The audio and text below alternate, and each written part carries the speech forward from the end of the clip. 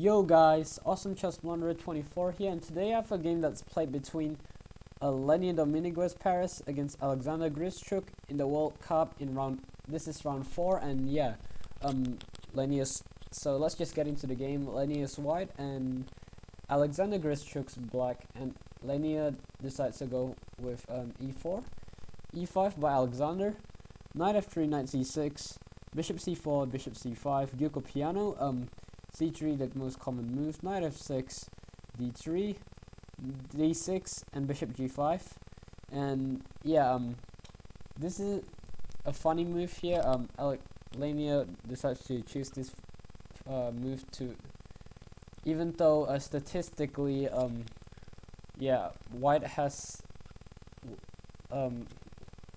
yeah, black has a high chance of winning this position from this position. So yeah. But anyways, h6 is played, bishop h4, a6, just with ideas of b5, a4, preventing b5, bishop a7, just retreating, preventing g4, with pushing g4 with tempo in the future, knight bd2 developing, queen e7, castles, g5, just pushing the bishop back, and now knight d7, and here there's a game that's played between Hippolyte Assis Gergatali, a Spanish grandmaster, against Daniel Vocaturo in 2017, and the white decided to go for d4, and after h4, just preventing h4. Now g4, knight e1, just relocating. E takes d4. Now knight d3, d takes c2, b takes c3, sacrificing a pawn. And here, in this game, black won, and so white decided not to go for it and played b4 instead, grabbing space in the queen side. Now knight f8 with ideas of going to knight g6, just protecting the king side if you have a castle, even though the king side's kind of weak. So white plays b5 here, and knight d8 is played, which is nice. Here you can't really take, because if you take and black plays knight d8, then yeah, you're probably gonna win this bishop, as rook a4 and followed by queen a1 should win the bishop, because yeah, that's kind of hard to defend it. So yeah, knight d8 is played. Now d4, knight g6, relocating the knight, h3, just making retreating space for bishop and breathing room for king, h5, just perhaps with h4 ideas to confine, or maybe the bishop, or g4 ideas just to kick the knight from f3. Bishop d5, and this is a funny move, probably an inaccuracy here. I actually don't understand why this move is played. Like, a better move would have been just takes and develop your rook, and yeah, that's fine. So yeah, this is I don't understand this, but yeah, black plays c6, just hitting the bishop.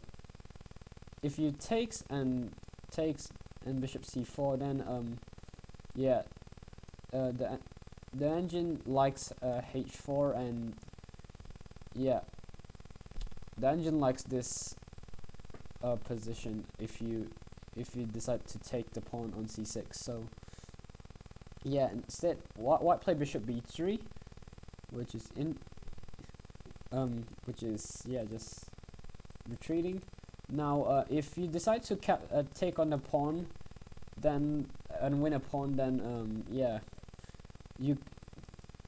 white can somehow win the pawn back, and also you got a double pawn now, so yeah, not worth it. So yeah, black decided to go for g4, hitting the knight, possibly kicking it out of f3. Takes, bishop takes, and queen b1. Just moving away from the bishop pin, because white has ideas of just attacking this knight in the future. And also queen b1 also eyes on with just threats towards b7 in the future, I guess. Rook c8, developing the rook. Now b takes a6, b takes a6, queen d3, hitting the pawn here, and h4 is played, just attacking the bishop, and h3 to retreat. Now knight e6, which is knight e6, just ignoring this pawn getting captured. And here white played a really funny move, bishop d1. Here I think a better move would have been takes, just takes is fine, hitting the rook.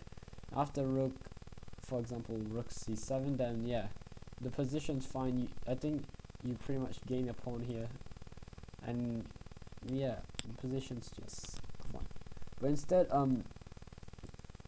bishop d1, and black just seems to ignore this a6 pawn, and now and after knight ef4, just establishing a really nice outpost on f4.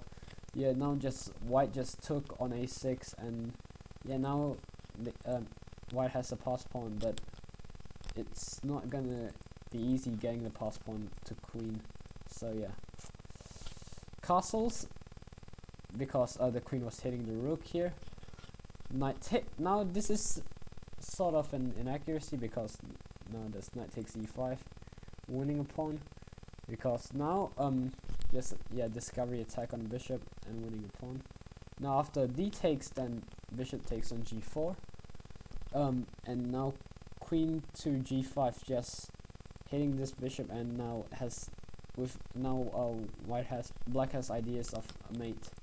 So bishop to f3 is played here. Now you can play h3, but bishop takes f4, just you just want to free this because you want to play g3, and this bishop will be trapped, so you gotta just trade off first. Bishop takes, knight takes, and g3, and yeah, just white is just fine here, even though his king's side is kind of exposed. So yeah, decides to not go for this variation and just play rook a8 here. Now just protecting this bishop first. Now queen c4. Now, and this is a really interesting move. Knight takes on g2, just with an interesting combination. Here, if you take, then that's h3, and this is just well, you're just gonna regain your material back here, and your position will be fine here. So white decide to black's position will be fine here, so white decide not to go for that and play king h1, which is the best move. And here white offers the knight on d2, and black decides to get greedy and take the knight. And now white will eventually win this knight back, but at first white plays rook a d1, just hitting the queen. Now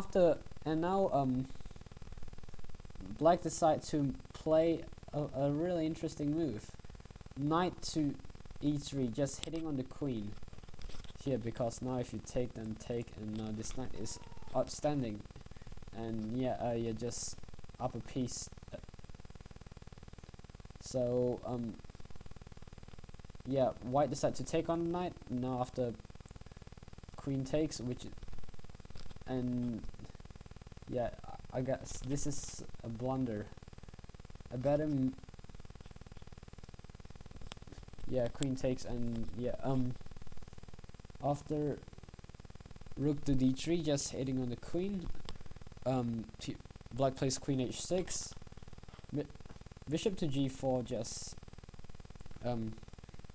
freeing up space for the rook to get to f3 and put some pressure on the f7 pawn. So black played rook a8, just with ideas of rook e7, rook df3, rook e7, protecting the pawn, and now bishop to f5, just hitting the knight, and yeah, with threats of capturing it, and if white and yeah, just winning a piece, or if queen captures, then rook to g1 just wins.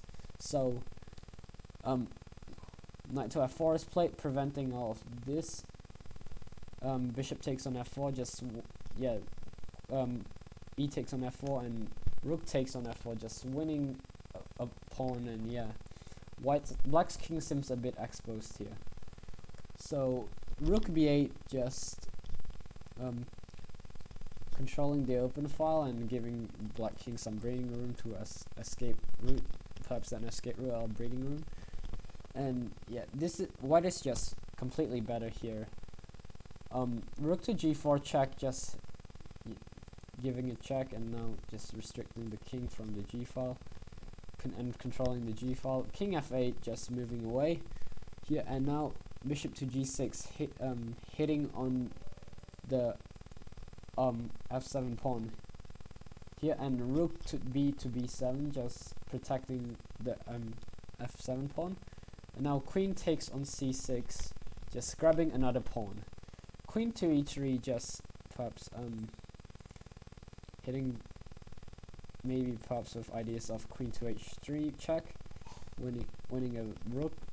And now just rook takes on h4, just preventing this idea. And in this position, Alexander Grischuk resigned.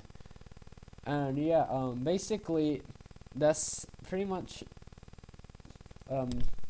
so basically white's threatening rook to h8 mate, and follow rook to h8 check, followed by queen to f6 mate. So for example, if black decides to get callous, then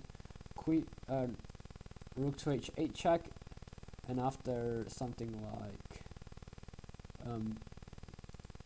king g7, then queen to f6 mate, or if something like king to e7 is played, then rook takes on f7 is mate. So yeah, and also white's just up crap tons of materials. So yeah, so that is all, guys. Hopefully you enjoyed this video. It's Awesome Chess Blunderer here, and see ya.